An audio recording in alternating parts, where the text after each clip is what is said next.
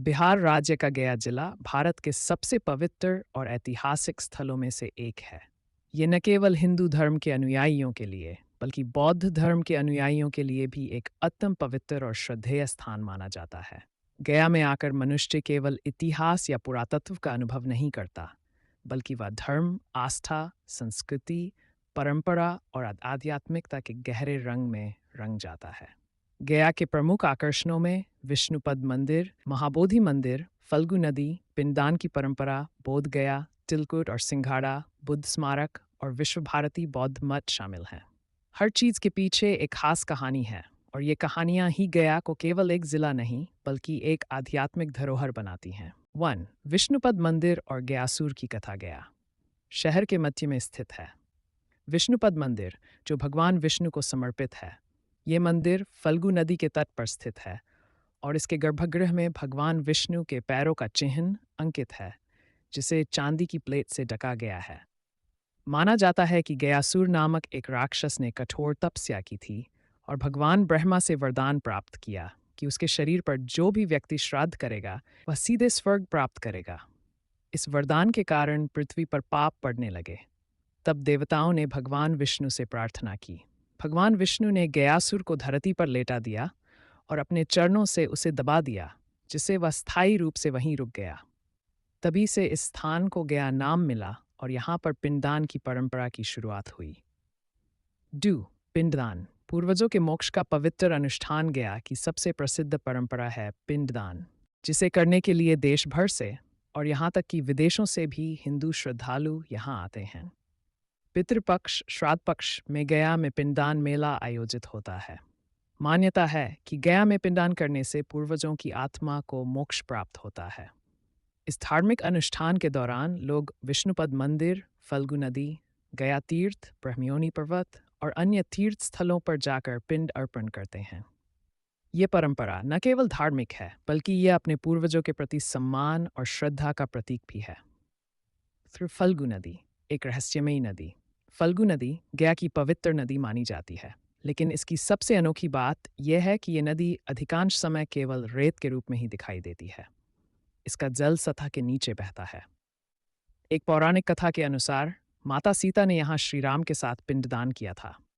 जब गवाही देने की बारी आई, तब फल्गु नदी ने झूठ बोल दिया। माता सीता ने क्रोधित होकर उसे श्राप दिया कि वह सतह पर कभी जल के रूप में नहीं बहेगी। तभी से ये नदी रेत से ढकी रहती है और केवल कुछ स्थानों पर ही इसका जल सतह पर दिखाई देता है। 4. महाबोधि मंदिर, बौद्ध धर्म का जन्मस्थल। गया जिले के अंतर्गत बोधगया स्थित है, जो भगवान बुद्ध के ज्ञान प्राप्ति का स्थान है। यहीं पर सिद्धार्थ गौतम ने बोधि वृक्ष के नीचे तपस्या की और अंततः ज्ञान प्राप्त कर गौतम बुद्ध बन गए। यह स्थान आज विश्व धरोहर स्थल के रूप में मान्यता प्राप्त है। यहाँ का महाबोधि मंदिर बौद्ध वास्तुकला का अद्भुत उदाहरण है। मंदिर के बगल में स्थित बोधि वृक्ष उसी वृक्ष की संतान है जिसके नीचे बुद्ध ने ध्यान किया था। दुनिया भर के बौद्ध अनुयायी यहाँ आते हैं।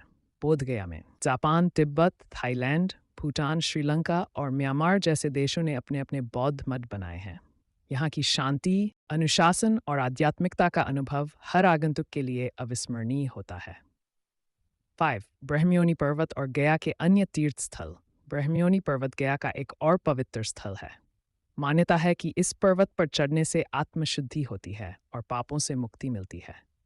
यहाँ चढ़ने के लिए लगभग 750 सीढ़ियाँ हैं। पर्वत की चोटी पर ब्रह्मा और सरस्वती के मंदिर हैं। इसके अलावा गया में रामशिला पर्वत, प्रेतशिला, थुंगेश्वरी गुफा और मंगला गौरी मंदिर भी प्रसिद्ध तीर्थस्थल हैं। हर स्थान की अपनी अलग पौराणिक कथा और धार्मिक महत्व है। 6. तिलकुट और गया की स्वादिष्ट चीज़ें। गया का नाम आते ही एक और चीज़ तुरंत याद आती है। तिलकुट तिल और गुड़ या चीनी से बनाई जाती है। खासकर मकर संक्रांति के अवसर पर इसका सेवन शुभ माना जाता है। गया का तिलकुट स्वाद में लाजवाब और स्वास्थ्य के लिए लाभकारी होता है। यहाँ के स्थानीय व्यापारियों द्वारा बनाए गए तिलकुट की मांग देश विदेश तक है। इसके अलावा लाई, अनरसा, सिंघाड़ा, तालाबों में उगने वाला फल और खजूर भी गया की विशेष चीज़ें हैं। सिंघाड़ा व्रत के दौरान खाया जाने वाला फल है और इसका आटा भी तैयार किया जाता है। ये सभी खाद्य पदार्थ गया की लोक संस्कृति और पारंपरिक खानपान को दर्शाते हैं। 7. बौद्ध महोत्सव और सांस्कृतिक कार्यक्रम गया में हर वर्ष बौद्ध महोत्सव का आयोजन होता है, जिसमें दुनिया भर के बौद्ध भिक्षु, अनुयायी, कलाकार और पर्यटक भाग लेते हैं। इस महोत्सव में धार्मिक प्रवचन, ध्यान, सांस्कृतिक नृत्य और संगीत की प्रस्तुतियां होती हैं। ये महोत्सव गया की वैश्विक पहचान को और भी मजबूत करता है। गया का ऐतिहासिक और पुरातात्विक महत्व गया का उल्लेख रामायण, महाभारत और विभिन्न पुराणों में भी मिलता है। ये प्राचीन मगध साम्राज्य का हिस्सा था और कई ऐतिहासिक घटनाओं का साक्षी रहा है। यहाँ पर कई प्राचीन मूर्तियाँ, स्तूप, शिलालेख और अवशेष पाए गए हैं, जो गया की ऐतिहासिक समृद्धि को दर्शाते हैं। शिक्षा और आधुनिक विकास गया में आधुनिक शिक्षा का भी विकास हो रहा है। यहाँ गया कॉलेज, मगध विश्वविद्यालय और कई तकनीकी एवं मेडिकल संस्थान हैं। साथ ही साथ गया में गया हवाई अड्डा, बोधगया इंटरनेशनल एयरपोर्ट होने के कारण यहाँ की वैश्विक पहुंच बढ़ी है, जिससे पर्यटन और स्थानीय व्यवसाय को बढ़ावा मिला है। निष्कर्ष गया एक ऐसा स्थल है जहाँ धर्म, संस्कृति, इतिहास और आधुनिकता का अद्भुत संगम है। यहाँ के हर कोने में कोई न कोई पौराणिक कथा जीवित है, चाहे वह गयासुर की गाथा हो, सीता माता की श्रद्धा, बुद्ध का ध्यान या फिर फल्गु नदी की रहस्यमय चुप्पी, सब कुछ एक कहानी कहता है। गया की पवित्रता, विविधता, मिठास और आध्यात्मिकता हर आगंतुक को एक अनोखा अनुभव देती है। ये न केवल बिहार की बल्कि पूरे भारत की सांस्कृतिक और धार्मिक पहचान का गर्व है। गया वास्तव में एक जीवंत परंपरा है, जहाँ आत्मा को शांति मिलती है, इतिहास अपनी कहानी कहता है और संस्कृति अपनी मिठास में सबको बांध लेती है।